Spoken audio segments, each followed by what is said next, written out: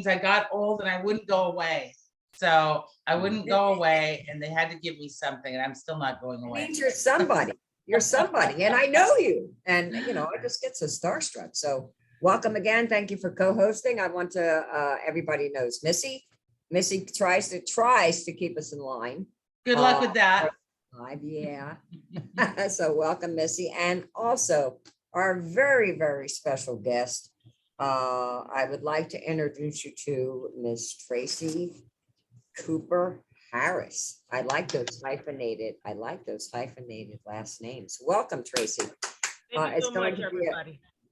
It's going to be a very, very interesting poolside pet talk this morning, and this evening, and I'm glad you could all attend. For those of you that know me, I know you're all shocked that I'm still awake. Here I am, and I didn't even have to take a nap. I'm here. Okay, Missy, let's get started. All right, everyone. I would love to read a little something about Tracy, and it's hard to be a little something because she's done so much. So first, we want to say thank you, Tracy, for your service to our country. And you have served 12 years in the U.S. Army as an animal care sergeant from 1991 to 2003. You don't even look old enough to have even been born in 2003. So True. She provided supportive care to military working dogs, MWDs, that aided in the apprehension of suspects, as well as detection of explosive and narcotics. We have to thank those animals as well. After her deployment to the Middle East for operations Enduring Freedom and Iraqi Freedom, Tracy worked in the public sector with the Department of Veterans Affairs and the City of Los Angeles Animal Services. She has a lot to tell us there. In June of 2021, she was hired as the military and veteran liaison for a California public official. Tracy is a proud California State University Northridge kinesiology graduate and Clemson University Masters of Public Administration alumna. Dang. Active with both. Yes, and is active with both universities' veteran alumni. Tracy will be celebrating 14 years of marriage to her wife, Maggie, in 2022, and as a devoted pet parent with their 3 cats, Clemson, Muhammad Ali, and JT. And she does a variety of volunteer service for many veterans groups. So take it away. Thank you so much, Tracy, for joining us today. Welcome, Tracy. And again, thank you so much for your service. You have a very interesting background, interesting and versatile background with animals in and out of your military life. Can you tell us a little bit about how you became involved with caring for animals?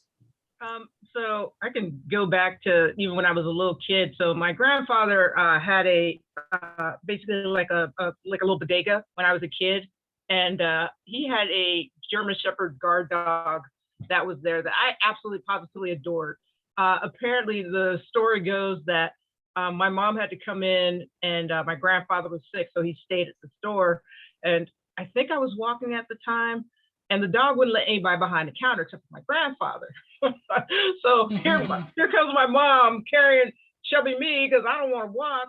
And she's like, "Daddy, you gotta come get this dog. It's gonna bite me." And the story goes, the dog's name was Beanie. So my grandfather said, "Beanie, you mind? That's my daughter, my grandbaby." And apparently, first thing I did was come up to the dog and hug it. And Beanie was a beautiful German Shepherd. He had her for, gosh, I want to say at least 7 or 8 years. So that was like my first real interaction with animals. I always loved animals, always grew up with them. When I signed up to join the Army, being a vet tech was my second choice. I wanted to be a cook, but they said I didn't have a driver's license, so I couldn't be a cook. Army, I don't know. So I became a vet tech when I was in the Army. When I went at the time, they crammed, basically it's 2 years worth of school that you get to be a vet tech in the private sector in, was it 6 weeks or 8 weeks? I think it was 8 weeks. Wow. And it was intense. One of the big things that our class said after we finished was, this needs to be longer because there's a lot of stuff coming at you. And then the first duty assignment I got to was in Germany.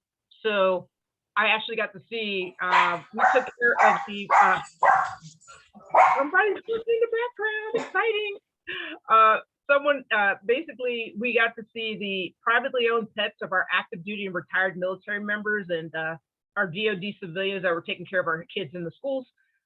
We took care of military mascots that commanders of individual units authorized their units to have. But the big deal was taking care of any military working dogs that were assigned to the 2 bases that were over in Germany. I want to say altogether there were like, oh God, I want to say it was like 40 or 50 working dogs altogether between the 2 bases. So you got to see a lot of everything. We also got to interact a little bit with dogs from some of our coalition neighbors and stuff like that. So it was a great job. I loved it. You got to go out and talk to like kids and tell them about, you know, things about like animal safety, you know, don't pet a strange dog, stuff like that. It was great. You couldn't beat the job. You couldn't beat the people.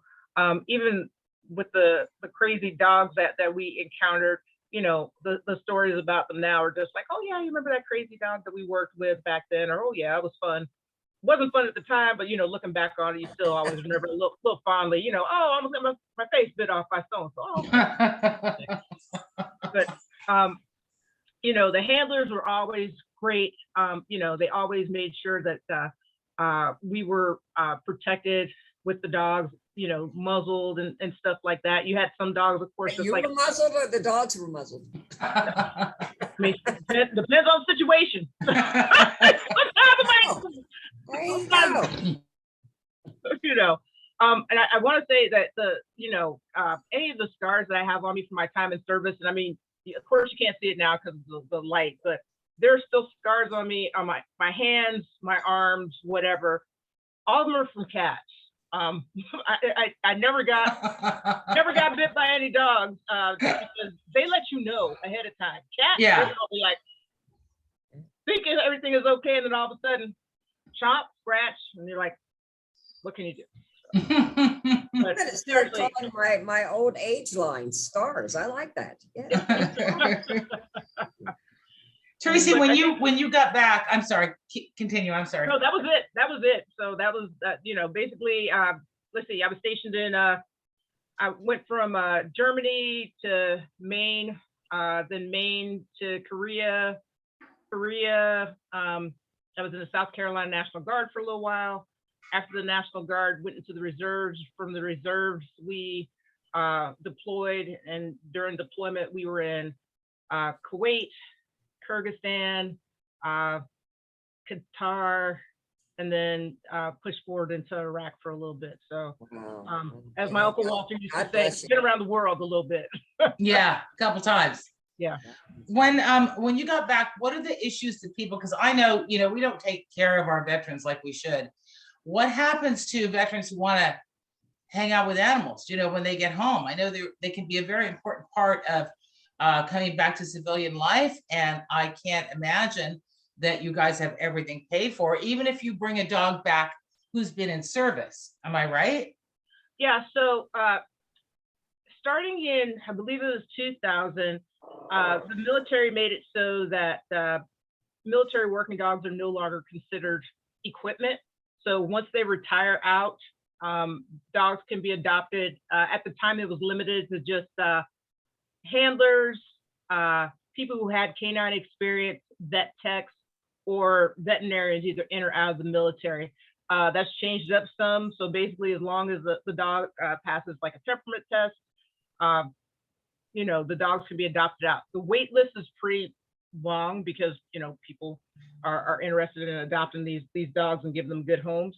But as far as like when service members come back home, some do have animals of their own before they leave, and they usually make some type of arrangements. I know, and forgive me, I don't know it off the top of my head. I know that there were some organizations out there that basically could connect you with people who would literally like watch over your animal while you were deployed or gone or whatever for however long. And then when you came back home, you could get your animal back. So that was a good peace of mind and relief. for you. I also know that you had some service members while they were deployed, especially to the Middle East, and sometimes the dogs would kind of attach themselves to Sure. units of people. Right. And there were ways of getting those dogs back home. It took a little bit more ingenuity and things like that, but that was happening since at least 2003, so like the early days of pushing into Iraq. So there were organizations out there to help with that. So that bond, that human animal bond was definitely there. And I believe that one of those organizations out there in both in the Middle East, especially Afghanistan and the Kuwait and Iraq area, they weren't just doing dogs, they were doing cats as well. So Right. Nice. Yeah, I know we just recently, we had someone that adopted one of our dogs, and she got deployed, for this, I forget where she's going, but she's in the National Guard or Reserves. And she just got deployed for I think it's Poland or something, for, everything that's going on currently. And so we've arranged to, help with her dog. It's just a sad state of affairs. I mean, it just is. When you not only have to leave your humans, you have to leave your animals. And humans, even us humans, we can understand not quite as well, but animals, they don't really understand, Right. what's going on. So it's just very sad, very, very sad. And yes, there are some very wonderful organizations that do step up to offer to help these people, to take care of their animals until they're done with their services. So, let's see here. Let's see what, do the trained service animals, do the trained service animals, for those who are injured permanently or temporarily due to their service, or, disabled, do they receive veterinarian care for the services or emotional support animals? And what qualifies a person, a family, to receive an animal? Okay. So I'm not a huge subject matter expert on this, but I know a little bit about it. As far as like, there is a difference between the emotional support animal versus a service dog. Service dog has been a dog that's been specifically trained for that veteran for whatever issues they have. It could be mobility, hearing, post-traumatic stress, stuff like that. While the emotional support animal, they basically still provide that service, but the thing is, the big difference is access. Your emotional support animal wouldn't be able to go with you to like Costco or stuff like that, but that service animal can, because they are specifically trained to be in that type of environment where anything can happen and the dog is still going to stay calm and support you. Whereas, regular pet that's still providing emotional support, if a weird situation happened, they might get scared, might accidentally nip out of fear. And you don't want that with a service animal. So that's the big difference between the two. As far as what you were saying with, does the military doesn't do anything, to my knowledge, as far as with service dogs or emotional support. They might have individual units, depending on like command or whatever, that might authorize dogs that are unit mascots, and that handler can actually have the dog go through training for emotional support. So that is something there. If they're active duty and they do that, they can go through the military veterinarian on the military installation, and be provided like, their vaccines, spay, neuter, stuff like that. As far as once folks get out of the military, and if they are requesting a service dog, the VA now has just started a pilot program, and this has been at least 5-10 years in the making, where they are making it so that basically they have, I want to say it was 5 test locations throughout the country. One is out here in California at the Palo Alto VA. basically where they're connecting veterans to service dogs, specifically for like post-traumatic stress. And basically they are providing the care for the dog, you know, whatever incidentals are needed for the dog, stuff like that. Basically, the veterans able to get reimbursed for it. But the thing is, this is on a very small scale. It just, I think, went live sometime earlier this year, if that, and it's still new. This is something that veterans with service dogs have been hearing about coming down the wire for, like I said, years. So this is like the first time we're actually seeing any movement or anything like that happening on there. But as far as like, if there's, you know, if there's anything that happens to your dog or anything like that, be it your personal dog, be it emotional support, be it your service dog, right now, you're paying out of pocket for it. You're basically, you know, unless you have like pet insurance or something like that, you're paying out of pocket for whatever things are needed to make sure that your pet, your buddy is doing well and it has all the things that it needs to, you know, live a good life. So these 5, you said there's about 5 in the entire country, and are they just taking care of like regional, like if you're near Palo Alto, you can go there, right? But Yeah, if you're like in Cincinnati, you can't get money from the Palo Alto. Right. And the thing is, so they have to sign up. There's like a whole entire process to it. I'm sure. And like I said, when I say they just started this, I mean, like, I want to say it was like the end of March, early April, if that. Wow. Just started this. This is like hot. When I say hot off the presses, it's hot. Wow. Hot off the presses. Yeah. And this is something, like I said, we've been hearing about this because I have other buddies of mine who have service dogs. I actually had a service dog myself. I only knew of one person who had a service dog where the VA was basically providing, you know, basically care for it as far as like helping with veterinary bills and, you know, teeth cleaning and maintenance and stuff like that. And that gentleman actually, oh God, how long ago was that? He passed back in 2010, 11, 12. It's been some time now. So wow. Yeah, but that was the only person that I knew of who had that benefit, and a lot of other veterans were trying to get the same, and it was just a very difficult process. I didn't know anybody else except one person who got it. Well, you know, that's why we're here today. That is why we're here, to help you spread the word, to let the veterans know that Leave No Paws Behind, the Leave No Paws Behind people helping Paws, low-cost veterinarian clinic wants to help. You know, we want to make sure that their animals are cared for, that their animals are, you know, their medical's taken care of.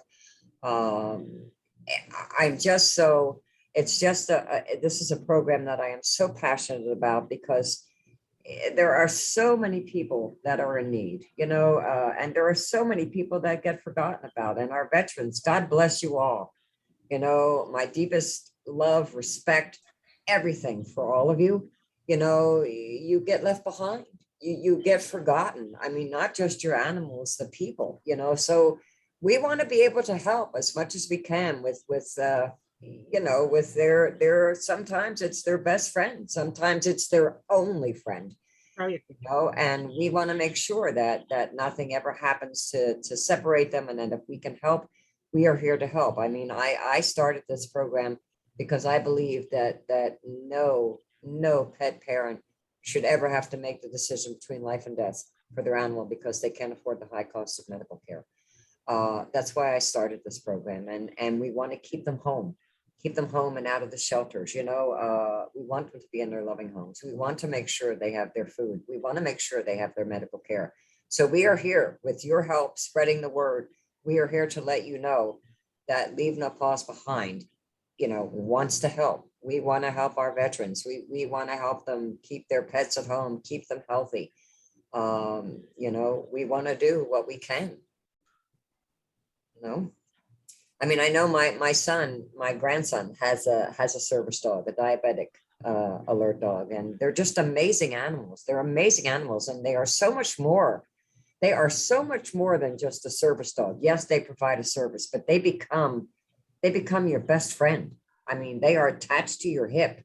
You know, if the only thing they can't do is speak, but they do let you know, you know. So again, Absolutely. we are here. Mhm. You know, we are here. We are here to help you. We are here to help the veterans. We are here to help, you know, the backbone of our country. Seriously, the ones that seem to be left behind. And it's not just Paws that are getting left behind, it's people as well.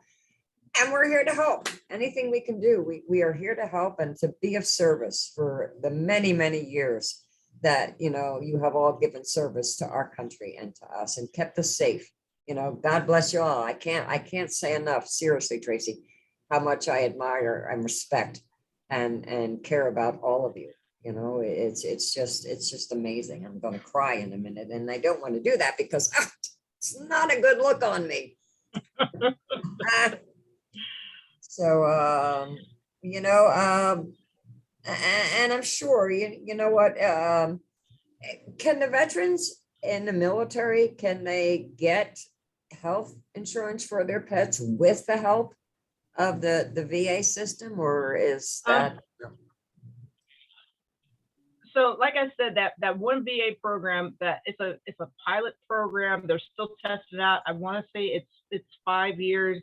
After we get off this call, I can see where it is as far as like providing a link as far as like information and details on it. But like I said, they're starting it pretty small right now. Like I said, it's only in 5 VAs throughout the country. I think one's in Alaska, Palo Alto, North Carolina, Texas, San Antonio makes sense because that's the home of the Lackland Air Base, which is the home of the Right. Department of Defense Military Working Dog Center. But they have a big, you know, it's a big military facility. You know, you have a lot of veterans in that area. So of course you're going to pick the two states that have two of the biggest veteran populations, of course, Texas and out here in California. So that's the reason that those two places were picked. The other ones, I think, just, you know, geographic. And they just wanted to make sure that they had like a nice diverse swath of places where they could go. But, you know, as far as like health insurance, veterans or, you know, active duty, they can, you know, purchase, you know, health insurance just to make sure to help with their pets. I know that as far as with like health care for their pets, a lot of times if the veteran is, if the person is still on active duty military, or if they're retired and if they are close to a military installation, they can use the veterinary treatment facility on the military installation. That does save a significant amount of money as far as for vaccines, as far as like routine health care, things like that. But for things like this, an emergency or stuff like that, you can definitely get like pet health insurance, but this isn't something that the VA provides. Basically, after you get out of the military, a lot of people think that, you know, once, I think a lot of people think once a military member gets out of the military and becomes a veteran, oh, you still have access to like the base and everything else. No, they're just like, bye. Yeah. Don't let the door hit you. You know, we like you and Yeah. everything, but you're gone now. So basically, you're out there for the most part on your own. And a lot of times when, especially in the veterans community, I think a lot of times we hear word of mouth.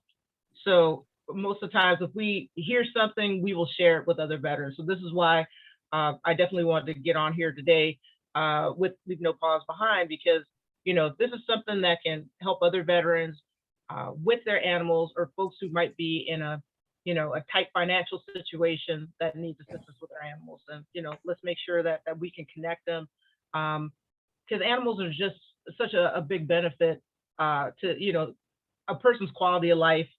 You know, there have been so many studies and research out there about, you know, animals helping with your blood pressure, with your mental state, you know, with keeping you active.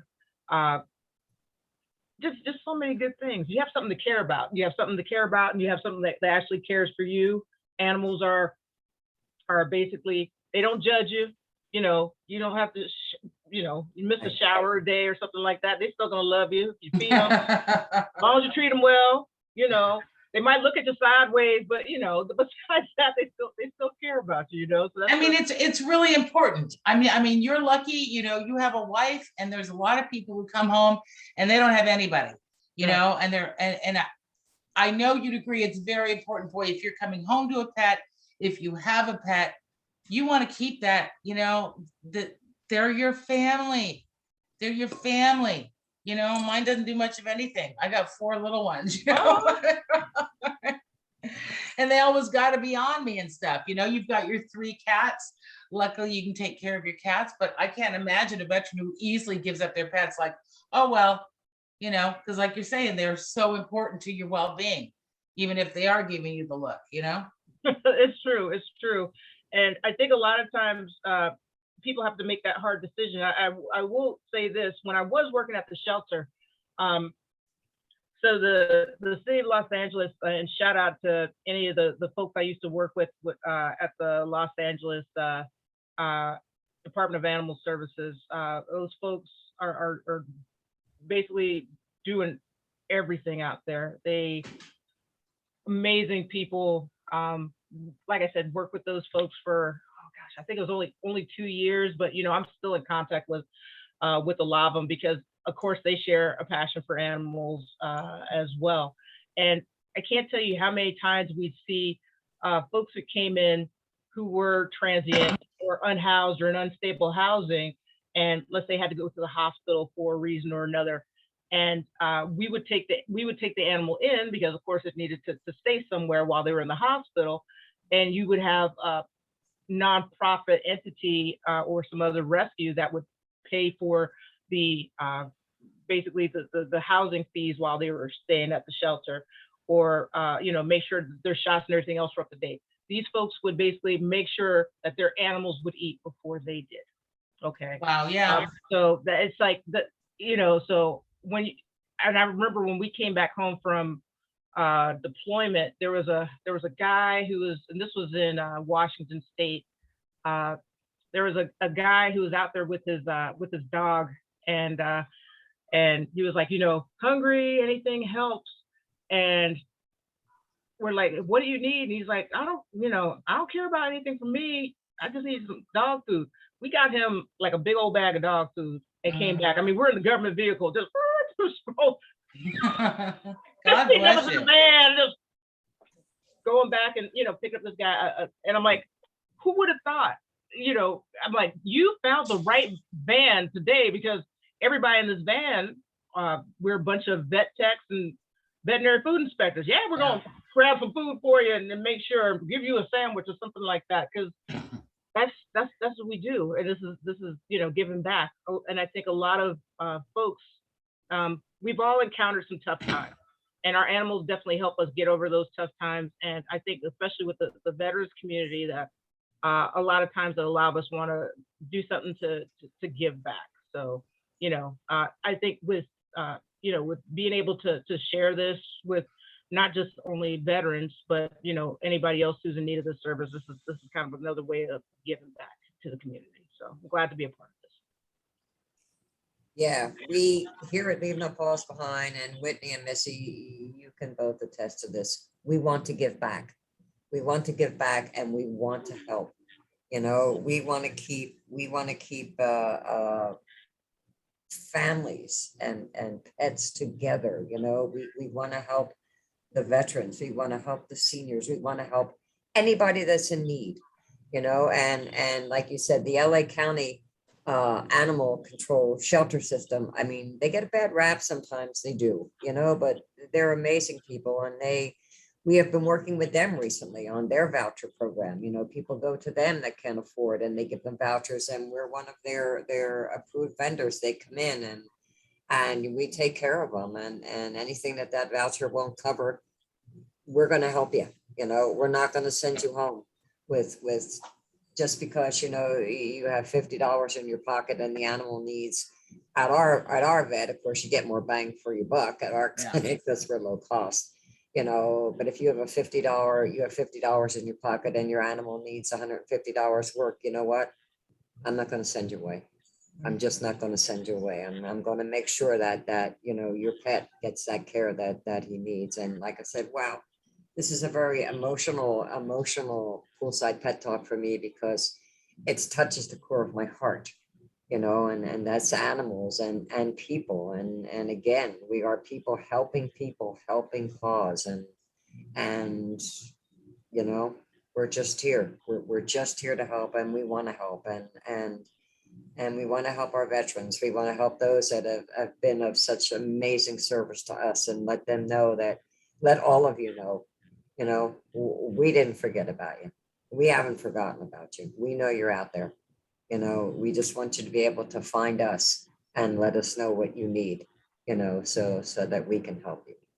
So Whitney, I'm going to let you take over here for a little minute because, wow, you know, I'm going to, like I said, it's not a good look on me. All right. So I think we've covered everything. We as far as I can see, am I right? I think so, Missy.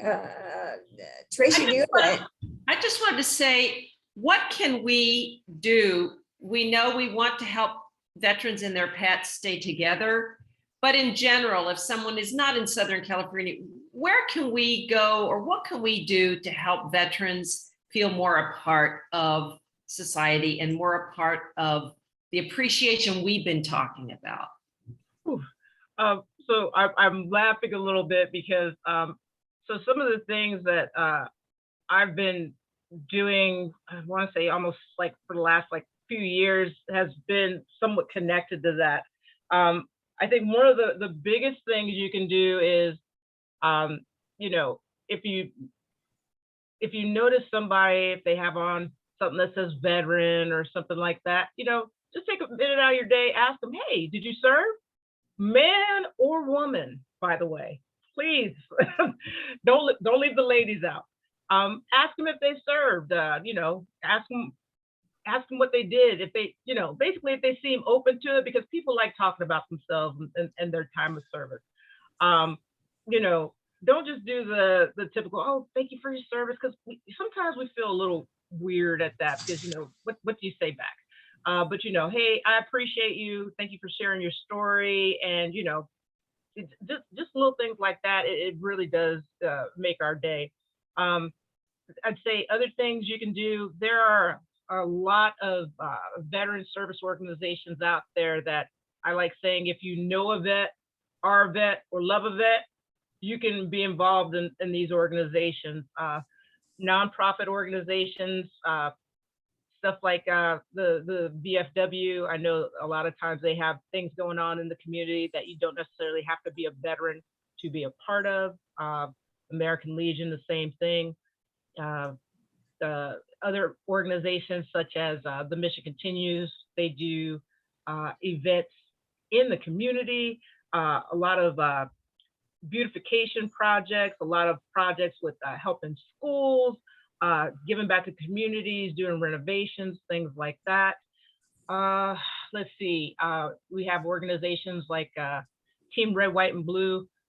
Initially, a lot of us thought it was our Red, White, and Blues on their shirts and whatnot. It just has those letters, RWB. We used to think it stood for run, walk, and bike. And we're like, you know, I like to sit down now. I don't like to do all people don't like to do all that as much anymore. But basically it's Red, White, and Blue, and they do a lot of events to enrich the lives of veterans through movement. It could be basically walking around the Rose Bowl, because they do that. I think it's every other week they do that. Going out and helping with beautification projects.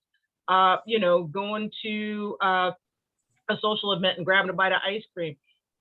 So many different things. You know, watching the Army Navy game. Random stuff like that. So I think some veterans also would like it sometime if they had a day off to be able to have you walk their dog for them, you know? yeah, Help them with their pets. That would probably be nice too. Any of that would work. We actually did volunteer with one of the local rescues and walked some of the, I want to say it was German Shepherd Rescue, and actually walk dogs. So I mean, there are a ton of things that are out there that you can do. It's just, just getting out there, getting involved in your community, and not being shy about it, and just basically talking to folks. Making folks feel like they're at home. As long as we never make you crazy, Tracy. I always kind of feel like when I see y'all, and I'm like, thank you for your service and that you serve, that I might be the 50th person that day, and you might be just like, leave me alone, I mean, for the most time, folks will just like, give you the appreciate it, whatever. We usually you don't. I always joke that sometimes the media and others can portray veterans as, veterans are the ones that are doing all this bad stuff. I said, no, that's postal employees. Postal employees don't post. That's right. There you go. You're the good guys. And the funny thing is, so no offense to any postal employees that are out there, because I guess apparently the USPS is one of the biggest employers of veterans. Wow. Well, as we wrap this up, I just want to let you know that we are here. We are here to help you. We are here to help veterans.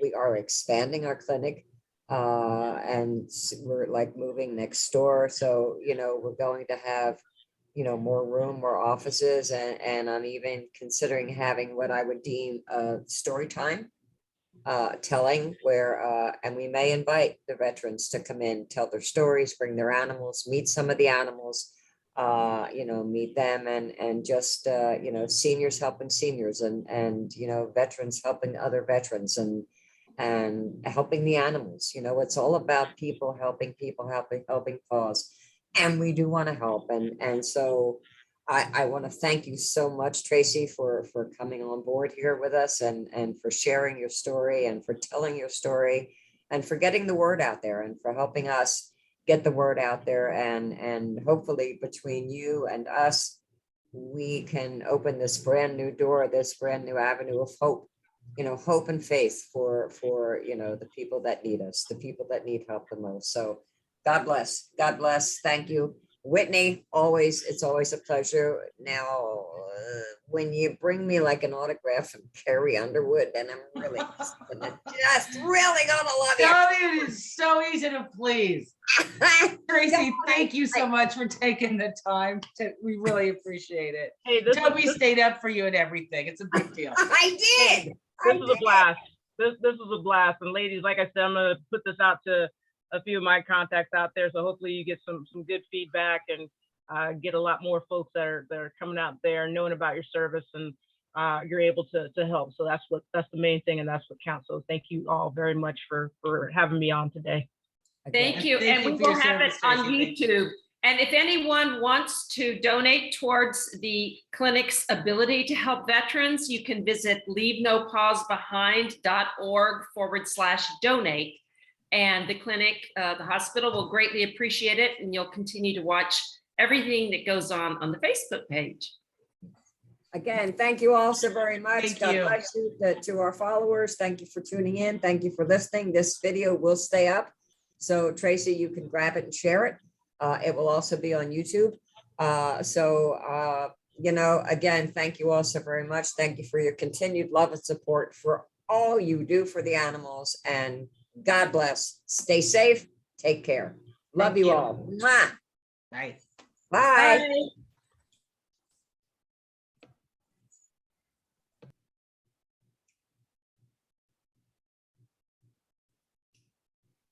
So that's a wrap. I stopped the live streaming. Well, let's hope I did. And just in case, just in case I didn't, let's keep it clean here. But again, thank you so very much.